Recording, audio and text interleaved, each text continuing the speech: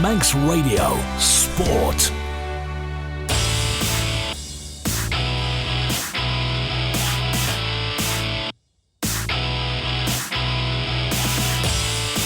Hello and welcome to Saturday Sport Classified on Manx Radio AM 1368. If you have been tuning in to Radio Caroline, just to let you know that is continuing right now on Manx Radio DAB and digital. To switch to DAB or digital on Manx Radio if you want to keep tuning in to Radio Caroline. Meanwhile here on AM 1368 we are going to be taking a look at all the sporting action across the Isle of Man from today's football, rugby and hockey matches in what has been a pivotal weekend, particularly in the conclusion to the Manx hockey season. But first, before we get into anything else, here are the classified sports results for Saturday, the 13th of April. They are as follows. Starting in football.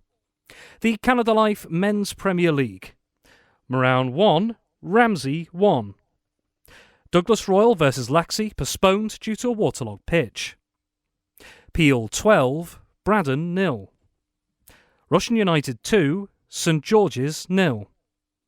Ayr United versus St Mary's postponed due to a waterlogged pitch. In DPS Limited Division 2, Pulrose United 1, Maloo 12. Douglas High School Old Boys versus Onken postponed due to a waterlogged pitch. Jims versus Castletown postponed due to a waterlogged pitch. Ramsey Youth Centre and Old Boys 5, Douglas and District 2. Foxdale versus Colby postponed due to a waterlogged pitch. And Governors Athletic versus Michael United postponed due to a waterlogged pitch. In Canada Life Combination 1, Ramsey 3, Moran 2. Laxey versus Douglas Royal is a late result. Braddon 2, Peel 1. Corinthians 5, St John's United 3. St Mary's 3, Ayr United 1. DPS Limited Combination 2. Onken versus Douglas High School Old Boys postponed due to a waterlogged pitch. Castletown 3, Jims 1. Douglas Athletic versus Ramsey Youth Centre and Old Boys is a late result. Colby versus Foxdale postponed due to a waterlogged pitch. And Michael United versus Governors Athletic is a late result. And in the North West Counties Football League Premier Division, Barnoldswick Town 5, FC Isle of Man 2. Turning now to rugby. The Manx Cup. Douglas 79, Vagabonds 7. And in hockey, the Ladies' Bowl Final. Castletown D 3, Ramsey B 1. The Ladies' Plate Final. Vikings B 1, Valkyries B 2. The Men's Cup Final. Backers A 5, Vikings A 0. The Men's Plate Final. Vikings B 2, Castletown B 1 is a latest result. In the Under-15s League, Vikings 0, Backers 9. And Valkyries 6, Castletown Sabres 1. Those are your classified results across Isle of Man football, rugby and hockey so far today, Saturday the 13th of April. Well, let's turn our attention to the football side of things first. We've heard of FC Isle of Man's 5-2 defeat away at Barnoldswick Town this afternoon. We'll be hoping to try and catch up with FC Isle of Man manager Paul Jones in the not-too-distant future on tonight's show. But let's turn our attention first to the Isle of Man football fixtures. Of course, the weather decimating a lot of the fixtures as it has done in previous weeks here on the Isle of Man, but nevertheless, still plenty to talk about. And as usual, here to go through it all with us is Tony Mepham. Tony, very good evening. Good evening, Rob. Let's take a look at the Canada Life Men's Premier League then. So just to run through those fixtures that were postponed ahead of today, Douglas Royal versus Laxey and Ayr United versus St Mary's, both respectively due to waterlogged pitches. Well, let's take a look at what happened out at Memorial Playing Fields. Tony, the game you were at today. Moran up against Ramsey, and Moran, of course, still very much in that battle for survival towards the bottom of the table up against a Ramsey side who have been strong throughout the season so far. And Tony, you thought that Ramsey might just have a little bit too much firepower maybe against the Moran side, who seem to lift themselves, as we've seen in recent seasons, against teams toward the top, and particularly when they need results. And they've done so today. It's finished all square. Moran 1, Ramsey 1. Who will be the happier side today, do you think?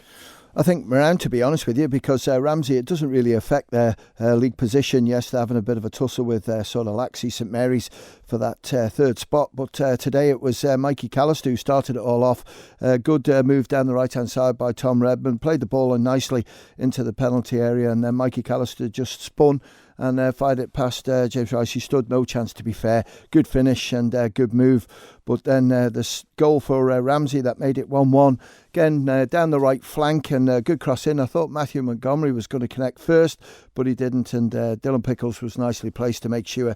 And he finished it off. Probably the one for me was Sam Robertshaw, the young left back for Moran, because Ramsey had pushed up.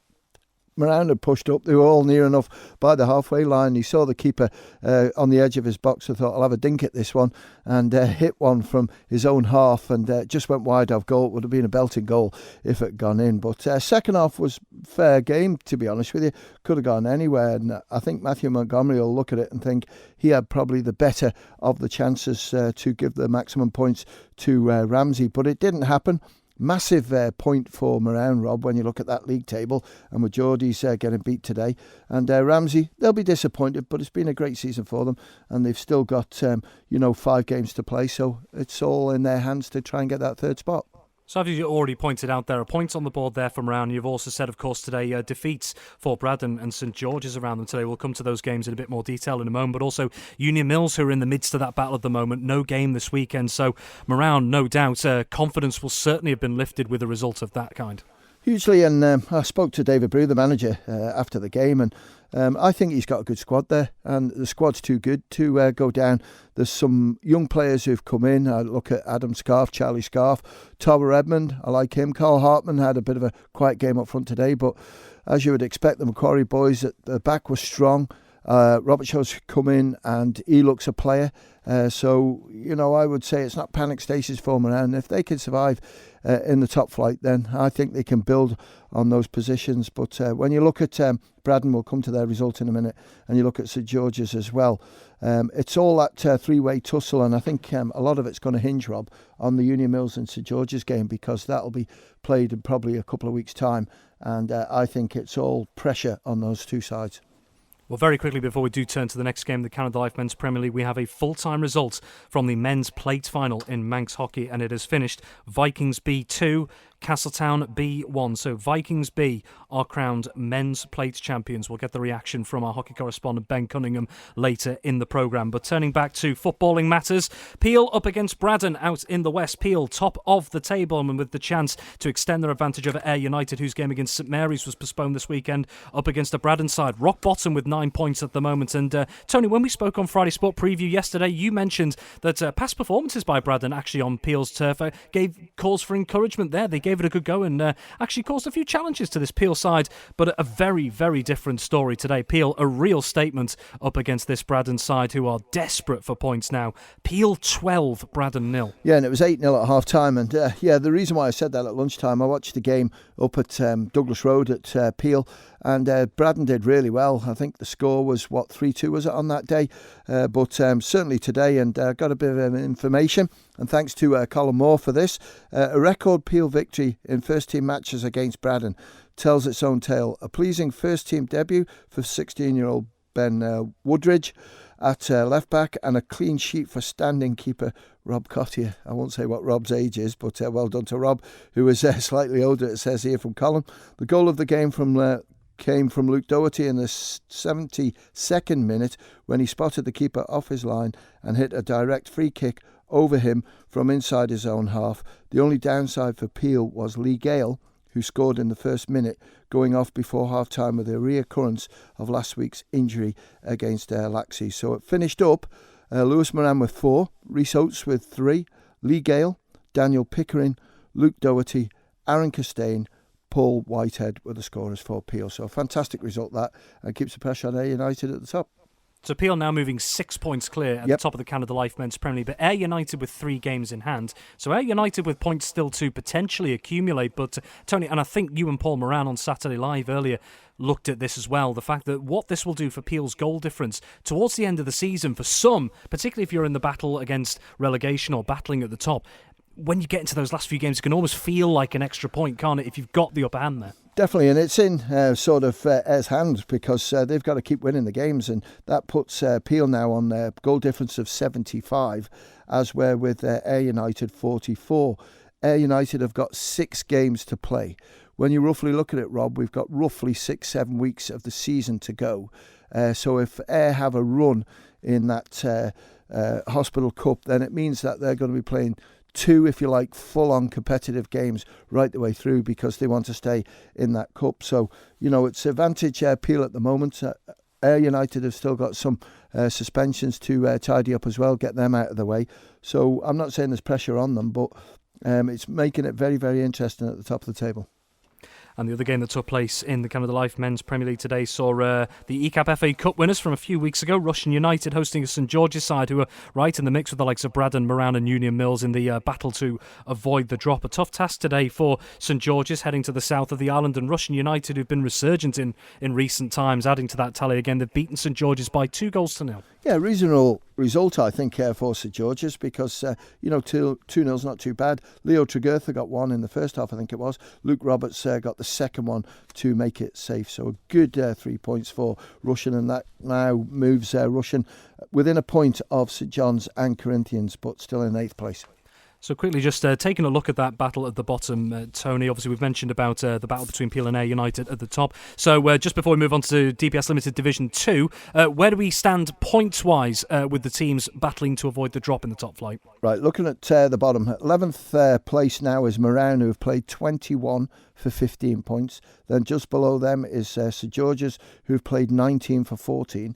And then at the foot of the table is Braddon, who have played 21 for 9. And they play 24 games. So Braddon have got 3 to go. So if you add 9 points, 18, they would stay up. But it's a big, big ask now. And certainly conceding them goals as well. It works the other way, doesn't it? Minus 52, so now they're minus 64. So that's an awful big difference between them, St George's and Moran. Very well. Let's take a look at DPS Limited Division 2, and the weather certainly having an impact on the schedule in this particular league. Just 2 of the 6 games that were scheduled in DPS Limited Division 2 today went ahead. One of those was between Pulrose United up against Maloo, and the visitors sending out a real statement. What a ruthless performance this is away at Pulrose United. Pulrose 1, Maloo 12. Yeah, and I think Maloo was 7 goals up at half-time. Don't know who got the Pulrose goal, but definitely the star of the show today was Brandon 7-1 at half-time. Harley Corlett was the scorer for Pulrose United. Thank you for the listener who's just sent that through as well. Yeah, Brandon Kripner was with a hat-trick. Mike Kenny got 2. Paddy Cooper got a couple of goals. Kieran Kripner got 2. And then Nathan Berry, Nathan Archibald and Danny Bailey got the other one. And as you say, cracker result for Maloo, 12-1. One of the other details we've been sent through as well, that Pulrose finished the game with 9 men. And the other comment here that we've got is a good run out for Maloo and some superb goals against a depleted side. That's the message that we've got through there from one side of things. So a tough day again for Pulrose United in Division 2. Well, the other game that did take place in Division 2 was between Ramsey Youth Centre and Old Boys and Douglas and District. And the home side up in the north of the island taking all 3 points today with 5 goals, beating Douglas and District by 5-2. Yeah, that's a good result for Ramsey Youth Centre and Old Boys. Ollie Cameen with 1, Jamie Brew, Matty Corkle, Ross Crawford on the score sheet again from the penalty spot, Tony Corlett as well back in the team. For Douglas and District, it was an own goal, and Daniel Hoyes got the other one. I'm just looking at DPS Limited Division 2 towards the top of the table. Very tight and congested, I should say, between Onken, Castletown and Foxdale at top. Just 3 points separating the 3 sides going into this weekend. And of course, well, There's nothing different to say at this point between those 3 sides, because all those 3 sides involved at the top, all their games were postponed. So Onken's game at Douglas High School, Old Boys, was postponed due to a waterlogged pitch. Castletown's trip to Jim's postponed due to a waterlogged pitch. And Foxdale's home tie against Colby also postponed due to a waterlogged pitch. So I suppose that chapter continues, doesn't it, Tony? It certainly does. And midweek games come in again on Tuesday, so we'll see how those go. But just looking at those top 3, you've got Onken, who've played 17 for 44. Castletown played 18 for 42, and Foxdale have only played 15 games with 41 points on the board. So there's an awful lot of football to be played there, and these sides play 22 games. Very well. Let's take a look at the combination leagues as well. And quite interestingly, the only league that is unblemished from the bad weather that we've had on the Isle of Man over the last week or so is Canada Life Combination 1. All those games going ahead today. We'll start with the early kick-off, and that took place at the ball between St Mary's and Ayr United. St Mary's, good result for them, beating Ayr United by 3-1. Yeah, and well done to St Mary's, and they really sort of had a good battle today. And I'm just looking to see if I've got the scorers on that one. I have, and it's Nathan Halsall with a couple of goals. Chris Downing got one and finished up St Mary's 3, Ayr United 1, and St Mary's are third in the league, puts them on 38 points, so 5 points behind Russian, but have played a game more. And the Balaclone Stadium in Combination 1, Ramsey up against Moran. The game between the two first teams in the Premier League was a close encounter and a stalemate. This was a close one, but this time, in the combi side of things, the Northerners just about coming out on top in what sounds like a very entertaining game. Ramsey 3, Moran 2. Yeah, I heard Moran were leading 2-1 at one stage, but good second half by Ramsey. Haven't got any scorers on this one, unfortunately, Rob, unless you've got them there. Haven't got them in front of me, so if anyone has the details out there of the scorers in that Canada Life Combination 1 match between Ramsey and Moran, please do text them through 166 177. Elsewhere, a result that we are waiting on, or were waiting on at the very least, Laxey versus Douglas Royal in Canada Life Combination 1. Tony, have we had any further update from there? Nope. No, we haven't indeed. So yes, if we do have any details from that Laxey versus Douglas Royal Combination 1 game, as always, send them through 166 177. Elsewhere, Braddon up against Peel, and although the Braddon first team certainly second best against Peel in the men's Premier League, the combi team doing the business against the Westerners. Braddon 2, Peel 1. Yeah, and these two teams here got a lot of good young players playing for them, so it was always going to be a close battle. Joe Tier and Andy Marshall. Andy's not so young, but still scoring goals. So it was Braddon 2 at one stage, but I think Peel got one late on. George Taylor it was from the penalty spot to make it Braddon 2, Peel 1. And an 8-goal thriller over at Ballafletcher between Corinthians and St John's United. Corinthians 5, St John's United 3. Yeah, I haven't got St John's goal scorers, but for Corinthians it was a hat-trick for 16-year-old Chester Bell. Well done, Chester. Lewis Radcliffe got one, and Kane Riding completed the scoring there for Corinthians. And then into DPS Limited Combination 2. 3 of the 5 games went ahead today in Combination 2. The 2 postponed games, Onken versus Douglas High School Old Boys and Colby versus Foxdale. Both of those called off due to waterlogged pitches. Well, in the south of the island, Castletown up against Jims, and Castletown coming out on top on home turf by 3-1. Yeah, Baby Driver Glover got the first one for Castletown, Aidan Sansbury, and Cian Cottam got the other one. Haven't got Jim's goal scorer.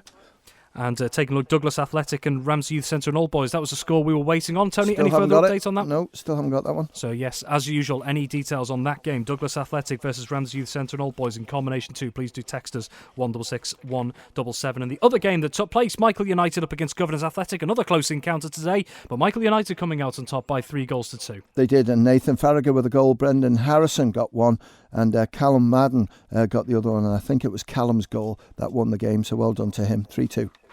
Well, we're hoping to, just in the next couple of minutes, we're looking to link up with FC Isle of Man manager Paul Jones after his side's defeat away at Barnoldswick Town this afternoon. But Tony, very quickly as well, one thing that actually kicked off this weekend and is going to be something that is more noticeable throughout April, there is a new campaign looking to instill greater respect within the junior football side of things on the Isle of Man. For those who haven't heard yet, could you just tell us a little bit of what it's all about? Yeah, basically what it's all about, there was a couple of sort of incidents, or there's been a few more to be honest with you, at Junior League football, and it's just more of a guidance to everybody out there to just ask them to sort of calm down a little bit. Yeah, we've always had competitive parents. We don't want to sort of take that out, but just channel it in the right way. Players as well can just get carried away, and we're talking right the way through the age bands, and also just coaches. Coaches are there to coach. We get that, but the most important thing is the children, male or female, have the enjoyment of playing football, and at the moment it's sort of being sidetracked a little bit by maybe too many people being competitive. So the Manx FA, Dave O'Flanagan has led it.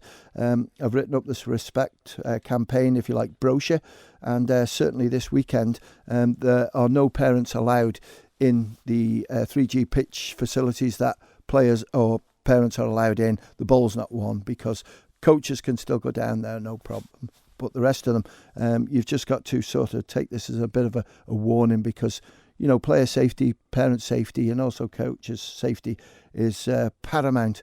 And I can see Ben shaking his head here, so I don't know if he's just seeing a little bit of change in your sport as well. Yeah, absolutely. And I mean, we've brought in on the pitches, the teams are one side and the parents and supporters are on another side, and it's only players that are playing and the coaches or managers are allowed to be on the players' side.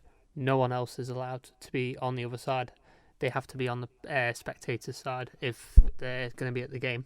Yeah, so I think it's just one of those things that are creeping in, Rob. And, we've got a lot of footballers out there playing, and we just want them to have the right direction, what's expected from them. So that's why they've done this, and it's going to go for, I think it's 3 weeks in total, and just see if we can get this one put to one side and just concentrate on the main thing, which is the children's enjoyment.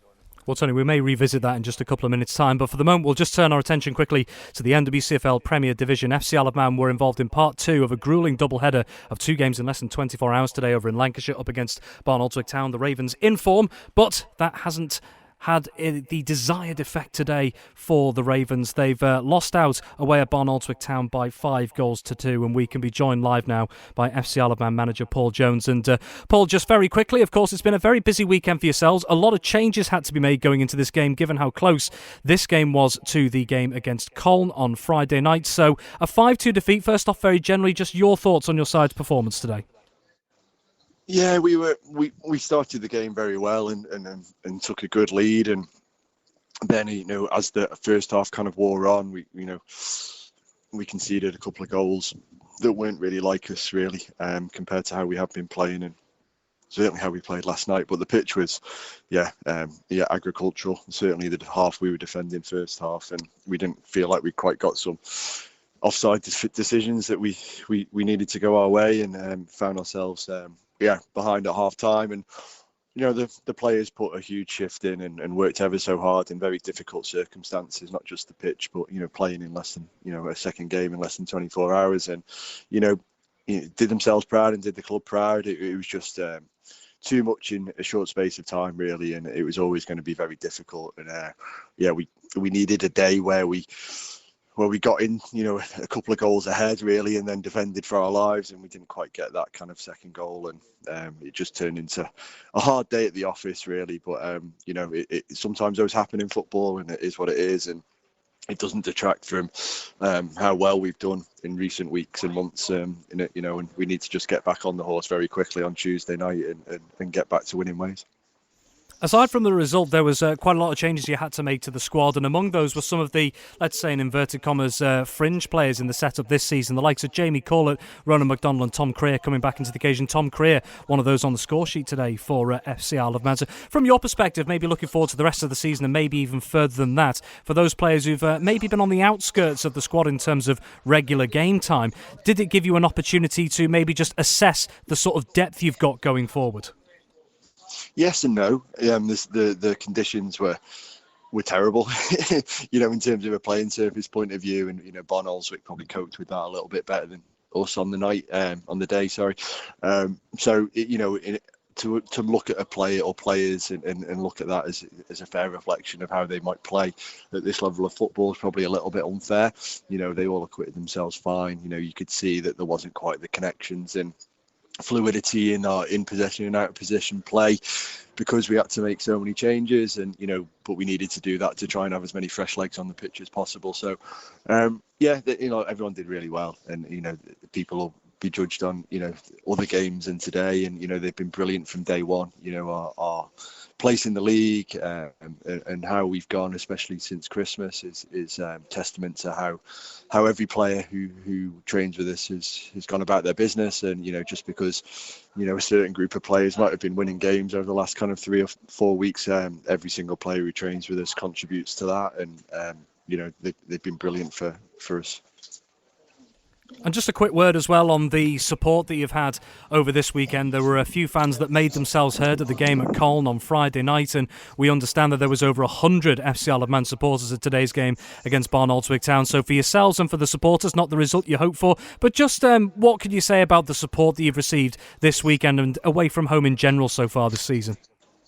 It's been unbelievable. It's just grown exponentially, really, over the last kind of 6 months or so. And Bruce and the 12th man and that group who organise it all and make people feel so welcome, so it turns into a real family. Good time, day out. It's testament to it, again, to all their hard work. So yeah, it was brilliant. They didn't stop singing from the minute they kind of marched in and the minute they marched out after the game. And it makes such a difference to us, especially on a weekend like this where we're playing so a high level of football in back-to-back games. It made it easier for the players in what was already difficult circumstances, and they've done that every game that we had so far this season, away from home especially, and it means the world really to the club and to the players, and long may it continue. And just one final question for you, Paul, because I'm very aware that you, the team and the supporters have all got to catch a ferry home this evening. So we're looking forward into what's going to be another busy week next week. Game against Charnock Ridge on Tuesday night and then Earlham on Thursday night before AFC Liverpool travel to the Bowl on the 20th of April, so a week today. What is the situation with regards to squad availability and selection over the coming days with this busy schedule? Yeah, we've got really good availability. It's we're looking to get really strong sides out and groups out. So that's not an issue at all. Our aim is, as I've said to you a few times recently, is to finish as close to fifth place as possible. That's our aim, and to get as high up the league as we possibly can before the end of the season, to lay really strong foundations into next season. So that continues to be the aim. 4 years ago, the players on the Isle of Man and everybody else involved didn't have this sort of opportunity to play or contribute or participate in this level of football, and we've got people would give an eye teeth to be able to play 5 games of football at this level, and we've got 4 games of football at this level, and we've got that opportunity over the next couple of weeks, and hopefully everybody's still hungry enough to take it with to take it with both hands and really kind of push on to continue a strong finish towards the end of the season. So nothing really changes today. It's just about us taking every opportunity to improve as individuals and as a group, and make sure that we leave the shirt and we leave the football part of the club in as good a place as we possibly can, season to season, and we've got a really good committed group of players over the next kind of couple of weeks to make sure that happens. Well, Paul, thank you very much for your time as always. Commiserations on the result, and wishing you, the team and all the supporters a safe journey home this evening. Thank you for your time. Cheers, Rob. Thank you. Paul Jones, FC Isle of Man manager there after his side's 5-2 defeat away at Barnoldswick Town this afternoon. Well, Tony, just whilst we were chatting to Paul there, we've had a couple of updates on results that we previously didn't have from the Isle of Man games today. Thanks to Malcolm Kelly from Ramsey. Combination score, they won 3-2, and Ramsey remained top of the league. Austin Hart got one. First Egan got a goal and Marcus Koski got the other one. And I think you've had a score in for, was it Douglas Athletic? DPS Limited combination 2, so it finished Douglas Athletic 6, Ramsey Youth Centre and Old Boys 1, and I have had a message in with some scorers. 2 of the scorers, Joe Rayside and John McMullen, and then there were 4 goals, 2 apiece for, and they've only been coined this, Fordy and Penno. Fordy and Penno, I think that'll be Daniel Pennington will be one, and Lee Ford will be the other. If that's the case, then it could be two goals apiece for Fordy and Penno between them, as well as Joe Rayside and John McMullen. We don't have the scores from Ramsey Youth Centre and All Boys, but thank you for sending those details in. It is very much appreciated. Well, Tony, just quickly before we speak to Dave Christian on the rugby side of things today, just coming back to this this campaign that's running around junior football, you've already outlined some of the information that's of what's going to be happening over the coming weeks. Talking about the incidents that Mr. O'Flanagan's talked about and you yourself have pointed out, these measures have come in this weekend to give junior players that, I suppose, that safe space almost. Does it feel a little bit like a short-term solution? Is there something more long-term that's needed to improve the situation going forward into the future? I think we all have a part to play in it. I think the clubs have a part to play in it. The managers do, the parents do, and the players do. So if we can all come together and get it sorted, then that's what we want. We don't want players getting suspended, sent off, or parents into trouble, or coaches into trouble. We just want an easy life, if you like. And, if we don't nip it in the bud now at this sort of age, then it's just going to carry on in Masters football. And I'd also say let's take it on board as well, the Respect campaign for senior football, because that can be in there as well. And I watched a game today, and, Moran against Ramsey. There was nothing in it at all. It was well refereed. Both sets of players played how it should be, and that's what you want to see. So this is why we're just highlighting that there's a few little incidents that have cropped in, and it's various clubs, it's not the same club, and we just want to say that it has to stop for the better of the game and for Isle of Man football right the way through, and just teach everybody to be nice to each other.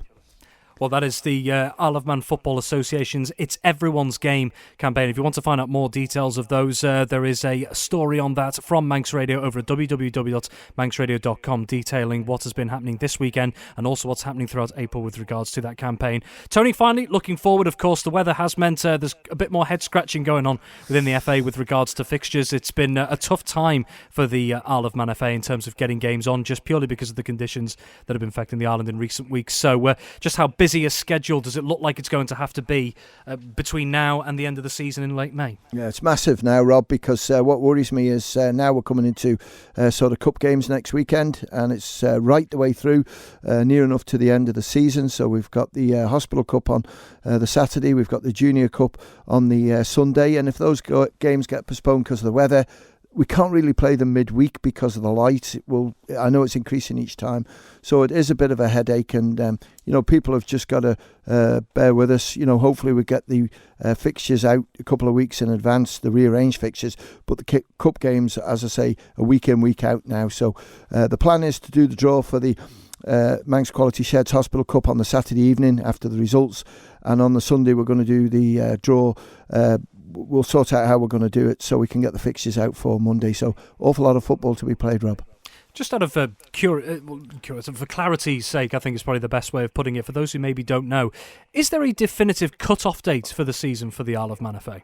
It's supposed to be the 1st of June, to be fair, but we've had it before where we've dipped into it, but we're into TT then, Rob, and there's just no chance. You can't have someone playing at sort of Geordies or Governors playing at up at the grandstand. It can't happen.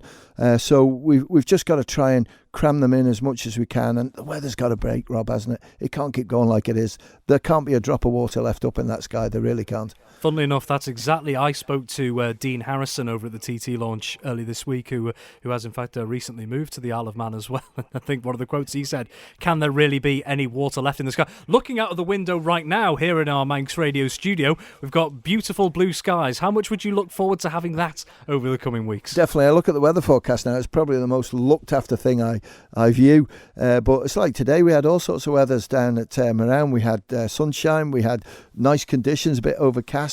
Then we had a wind, so we had a lot. So that's helping dry pitches out. But when you look at it this week alone, we've got Premier League Div 2 on Tuesday. We've got Combination 1 and Combination 2 on Wednesday. And then we've got the Cal Cup competition starting on Thursday as well. So we're really cramming it in. And people say, why don't you start the season earlier? We can't. Manx Grand Prix on, and the clubs are the important thing. They don't want to. They want to start in September. Very well, Tony, I know plenty of catching up to do, but fingers crossed it all goes to plan. Tony, thank you very much, as always, for your time. Manx Radio Sport.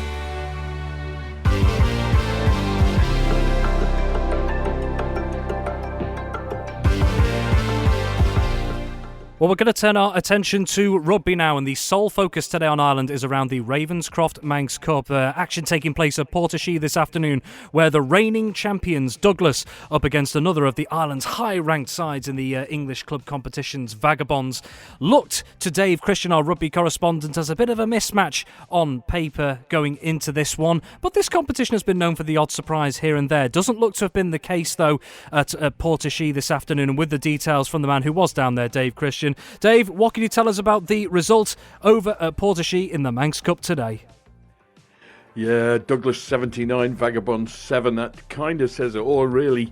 To be fair to Vagabonds, they made a good fist of it, particularly the opening half hour or so, when the game was pretty tight. But as the game wore on and the Vagabonds' legs started to tire, gaps were appearing, and Douglas just ran away with it, really, in the second half. 33-7 it was at half time. Douglas into the final. They have qualified. That's confirmed now. Vagabonds didn't pick up a bonus point from this game.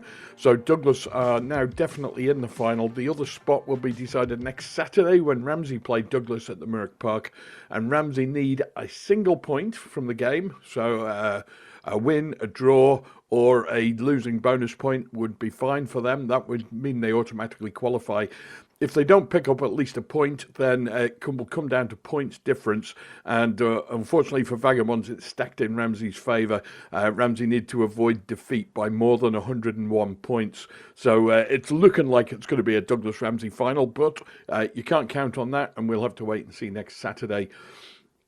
Blake Snell, the star today for Douglas. He picked up 4 tries. He seemed to be everywhere. He was playing in the second row of the scrummage, and it's very rare to find a second row forward scoring 4 in a match. But Blake did 3 close range drives. 1 he popped up out on the wing, and the first of his 4 gave Douglas an early lead. Wilf Hewson soon doubled that with Douglas's second try, and Luke Hyland converted both of those. After 10 minutes, 14-0 up, you thought Douglas were going to run away with it. Well, ultimately they did, but Vagabonds did come back into it briefly. They hit back with a try from Daniel Bomwick, converted by Rhys McAllister, and that made it a 7-point game. And coming up towards the half hour, it was still only 7 points separating the two, but Douglas then accelerated away. 2 more from Snell in the back end of the first half, plus a try from Kyle Martin, saw them turn around 33-7 ahead. Kyle Martin got his second just after half-time. Blake Snell then went in for his 4th. Sam McCord ran in from about 70 metres after a Vagabond's attack went wrong. And as always, when you're overcommitted in attack, you leave gaps at the back, and Sam McCord certainly exploited that. Luke Hyland added conversions, and Douglas were 52 points to 7 ahead. Then we've seen a very rare animal indeed, a drop goal of all things. Shea Waterworth for Douglas, the centre, had moved into standoff to play after Luke Hyland was substituted. And Waterworth found himself in front of goal about 30 metres out, had a quick bang at it, and sailed through the posts. And it's the first one I've seen on Ireland for a long number of years now. Sam McCord then, he added to the score with a penalty, 40 metres out. He banged one over, wind behind, a little bit of an advantage for him in terms of distance. And I reckon that cleared the bar well enough for him to have been 50 metres out. So Ramsey will have to watch out for long-range penalties next week, depending on the wind. The final flourish from Douglas saw the tries return, and in the last 5 minutes, Owen Carvin, Craig McGee and Sam McCord all touched down, with McCord adding 3 conversions for his personal tally. Douglas, nothing special out there. What they did very well. The only try that was a little bit fortunate was Wilf Hewson. That was a dropped ball inside the Vaggers 22, and it could have gone anywhere. Bobbled over the line, and Hewson was the first man there. So a little bit of luck with that try, but the rest of it, there was no way. It was all good play. The backs performed really well. Shea Waterworth, I thought, had a great game, although I haven't heard from Douglas who they gave the man of the match award to, but he was very instrumental, certainly in the first half when he was playing at centre. For Vagabonds, not much to talk about, really. Bomwick played his usual good game. Jed Snell was pretty active in the back row, particularly with his brother Blake playing for Douglas, giving him a little bit of extra spur on there. But aside from those, Vagabonds didn't really get too much into the game. Douglas didn't let them have the ball. And the Douglas scrummage was dominant throughout. So even when the play was stopped, Vagabonds hoping to get the ball back, they were getting turned over or shunted off their own scrum ball. So all in all, a workmanlike performance for Douglas. And Ramsey will have to work very hard if they want to pick up some points off them next week. Assuming we go to a Ramsey-Douglas final, it's difficult to see how Ramsey will get past Douglas. But last year, I think it was 23-14. So there wasn't too much in last year's Manx Cup final, Ramsey-Douglas. Personnel haven't changed that much. And I think if Ramsey have got a full-strength side out, they might just give them a go come the final. But it's Ramsey-Douglas next week, the next qualifying game in the Manx Cup, or the next and final qualifying game in the Manx Cup. And then Manx Cup finals coming up on the 27th of April. That will be at Ramsey's Muirach Park. We haven't got a kick-off time for that yet, but there will be a Manx Plate final before it, which will be Southern Nomads against Vagabonds. So I'm going to guess we'll probably kick one off at 1 o'clock and the other at 3. But we'll announce that as soon as we get details from the organising committee. But today it's well done, Douglas. Place in the Manx Cup final. Douglas 79, Vagabonds 7. Dave Christian, thank you very much indeed. Manx Radio Sport.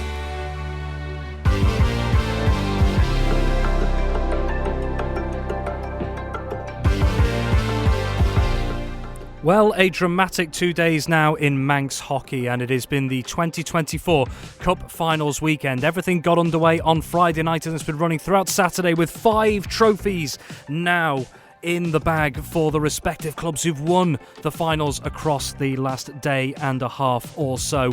It all got kicked off last night as Castletown Ladies A retained their Ladies Cup crown with a 3-2 win over Backers Ladies A, and 4 more pieces of silverware were decided throughout today as well. And to go through it all in this big conclusion to the season, he's been working so hard over the last few months in this campaign.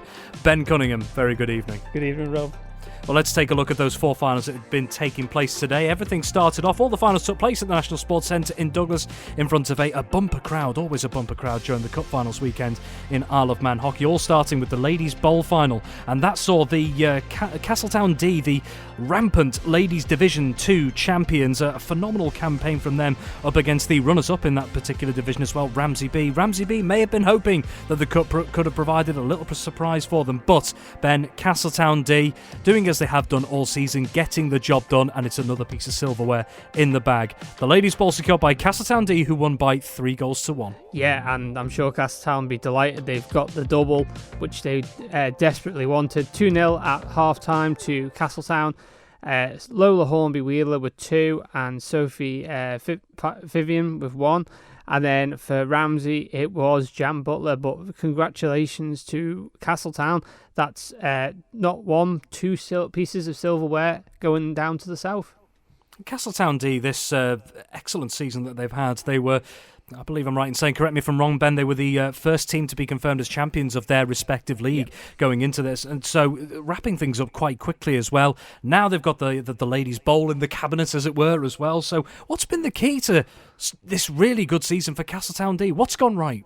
They've got a lot of players coming through all their squads, and it's really great to see. Of course, sadly, Saracens Hockey Club folded, which then meant that all the players which were split between Castletown and Saracens, all of the Saracens players went to Castletown, which then meant Castletown have had numerous teams. I mean, I think they've had about 6 senior teams in split in all divisions, which has been really impressive to see. But they've got such a lot of young players coming through, and then mix in a couple of experienced older players, and it's got the makings of a brilliant team, and Castletown D have been that this season. I think this is something we also touched upon earlier in the season when it was the mixed and indoor campaigns that were going on, and we remarked on just how many teams Castletown have in those leagues at the moment, particularly in the mixed leagues as well. And as you pointed out there, maybe that's as a result of course, Saracens folding a couple of seasons ago, which of course nobody wants to see. But from Castletown's perspective and the players who were involved with Saracens, is that a positive outcome from what would have been a tough situation for Saracens at the time, that these players are continuing to get game time, and also that there is almost a ladder that you can progress up from a young age in Castletown Hockey Club right now? Absolutely, and the player of the match for that game, which was Faith Watson, is a young under 16s player. So it just goes to show that you've got great talent just coming through the squads. And just quickly on Ramsey B there, defeated today in the Ladies Bowl final, but a 3-1 scoreline, certainly a respectable one up against a team that's been so dominant in Ladies Division 2. Yeah, and I'm sure Ramsey will not be disappointed with that, because they went out there and gave it a proper good go, and they didn't let Castletown run away with it, and they gave them a good game. But like we say, congratulations to Castletown, commiserations to Ramsey. So Castletown D, the Ladies Bowl champions for 2024. The game after that saw the Ladies Plate final taking place between Vikings B and Valkyries B. Vikings B right in the fight in Ladies Division 1, right up until the very last before they were pipped to the top spot by Ramsey A up against the Valkyries B side. And Ben, we spoke about this on Friday Sport Preview yesterday. You mentioned that Valkyries B had a bit of an up and down season, but had really started to pick up form towards the end of this campaign. And that's exactly how it's continued when it's mattered in the Ladies' Plate final, because Valkyries B have come away with the silverware. Vikings B 1, Valkyries B 2. Yeah, and like we said in the preview on Friday Sport, Valkyries' form really did improve coming towards the end of the season. And it's came in really vital because they've pipped Vikings B, like you say, to the Ladies' Plate trophy. 2-1 at half-time to Valkyries, so the job was all completed in the first half. For Valkyries, it was Lisa Pugh and Ali Karoon, and then for Vikings, it was Molly Wheeler. And earlier in the Saturday Live programme with Paul Moran, you did actually speak to the Valkyries B captain after that particular result. For those who missed it, what were the things that they enjoyed most about that game and taking the silverware? Pretty much the Valkyries captain basically said everyone in that team has put in an effort and she couldn't have asked for any more. She said the season started a bit of a slow start, but she said that basically the season got better and better as the team started to gel. And she said it in her interview, the first time they met in the league, Vikings won. Second time they met in the league, Valkyries won. And then Valkyries have got them again today. And Vikings B, frustration maybe, just missing out on top spot in Ladies Division 1 in the league and narrowly missing out here in the Ladies Plate final. With the players that they've got, do you think that they could channel maybe that frustration in a positive way going into the next campaign? Yeah, absolutely. Definitely something they can look forward to. And then looking ahead to the game after that, and this was a big one, the Men's Cup final and the meeting once again of two big rivals in Backers A and Vikings A. Backers A, the defending Men's Cup champions who only days ago saw their Men's Premier League dominance ripped away from them by a Vikings A side who won the Men's Premier League title for the first time in over 35 years. Now, Ben, you spoke to the Backers captain Elliot Reid after they found out that they'd missed out on retaining the Men's Premier League crown, and he said, we're going for the cup, and that's exactly what Backers have done today. A ruthless performance against the newly crowned Men's Premier League champions Vikings A. Backers A winning by 5-0. Yeah, 5-0 there. Elliot Reid with 2, Tony Bentley-Roberts, Johnny Callow and Luca Pilato. 3-0 at half-time to Backers, and yeah, absolutely, job was completed. From Vikings A perspective, do you think maybe it might have been a little bit of a struggle possibly for motivation? They've done the huge job of winning the Men's Premier League title, and then to come into this against the Backers A side who were so hungry to get in there and try and bounce back. A tough situation to come into, I guess, for Vikings A in some respects. Yeah, absolutely. And I mean, Vikings will be disappointed they didn't get the double, but Backers today came out and proved the point that they wanted to retain that Men's Cup title. Now, of course, we are a long way from when the men's and ladies seasons all start again in 2025, but we've seen Vikings A take the lead, Backers A take the cup. This rivalry between these two sides in the top flight just shows no signs of dialing down, does it? Absolutely. Every season, it's always these two sides. There's always a real big battle, and it's always interesting to see which team comes out on top every season. And just speaking from personal experience, having played in a couple of these games a couple of seasons ago, and one thing that was always very striking and something I personally enjoyed as a player was the intensity and the desire within watching those games. So from a spectator's perspective, it must have been quite a spectacle to watch as well. Absolutely, and I mean, the crowds down there today were absolutely brilliant. There was not a lot of space where you could stand and watch. But it was really good. All the shelters were full. Everyone was along the side of the pitch. And it was just a really good atmosphere on every game.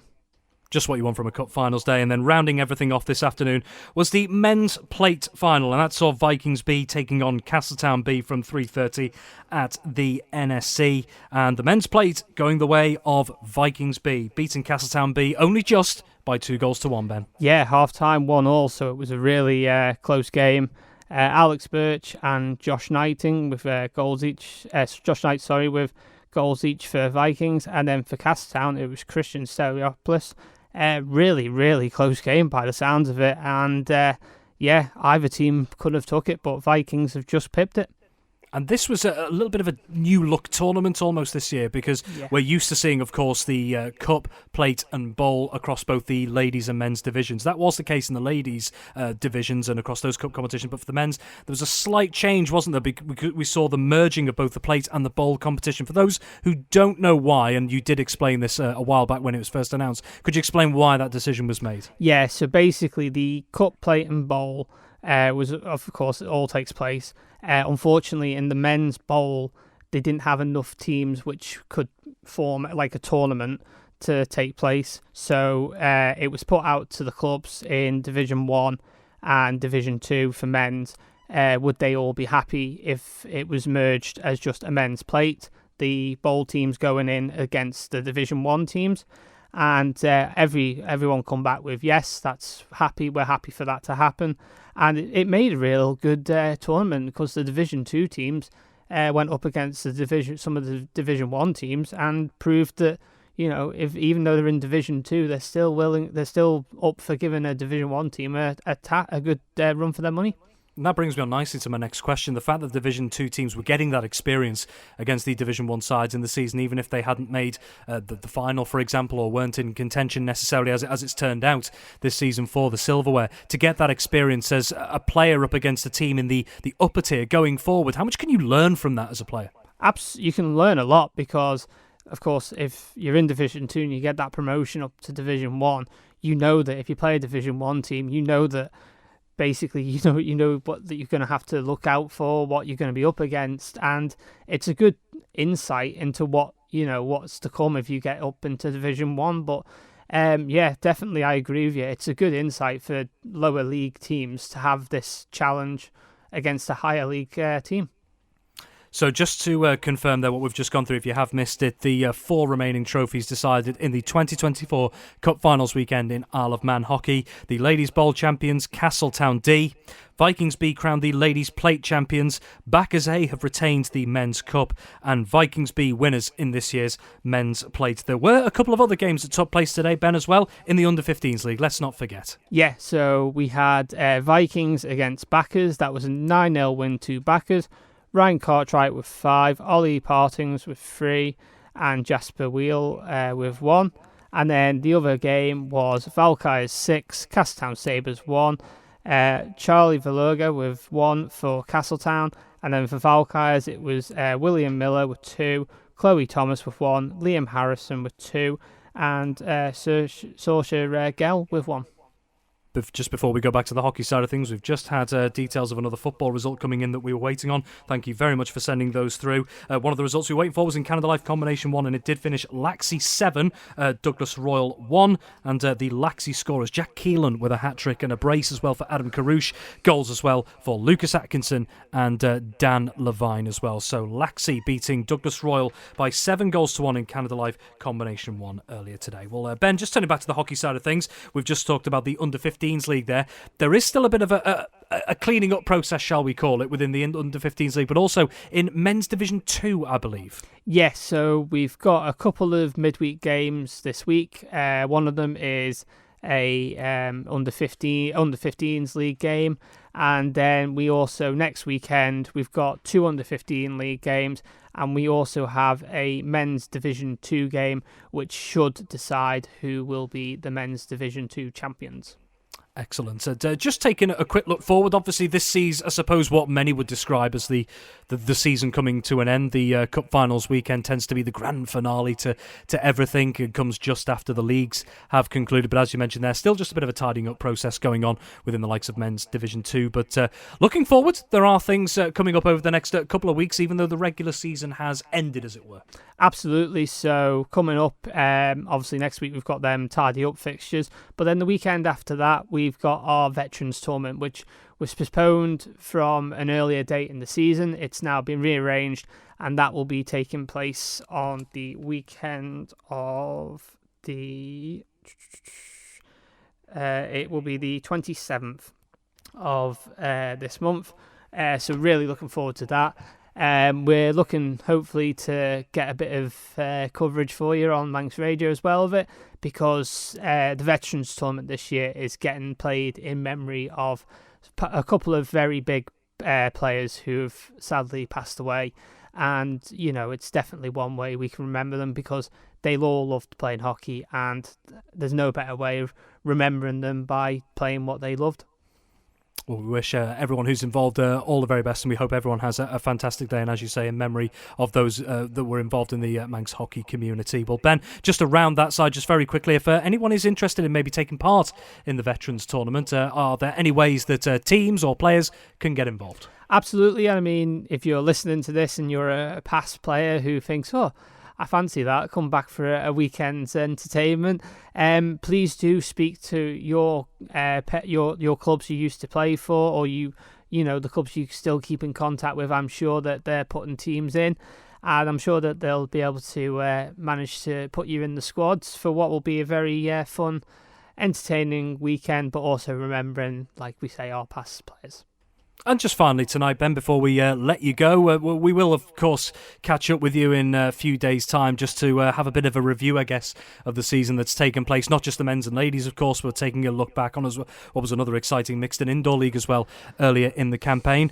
The Cup Finals weekend, do you believe it lived up to the billing, and were the supporters enjoying the atmosphere down there today? Absolutely. It's lived up to my expectations. Good close games. Lots of atmosphere down there, both last night and tonight. And absolutely another thrilling weekend, and a great way to end what's been a fantastic 2023-2024 season. Ben Cunningham, thank you very much as always, and congratulations once again to all the Cup winners in the 2024 Cup Finals weekend in Isle of Man men's and ladies hockey this weekend. That's all we have time for here on Saturday Sport Classified this week on Manx Radio AM 1368. Thank you so much for joining us as ever, and many thanks to my guests as always, Tony Mepham, Dave Christian and Ben Cunningham. We'll now be handing back over and rejoining Radio Caroline, along with our DAB and digital coverage of Radio Caroline as well. But in the meantime, have yourself a wonderful Saturday evening and enjoy the rest of your weekend. So from here on Manx Radio AM 1368, from us, it is, for now, goodbye. Manx Radio Sport.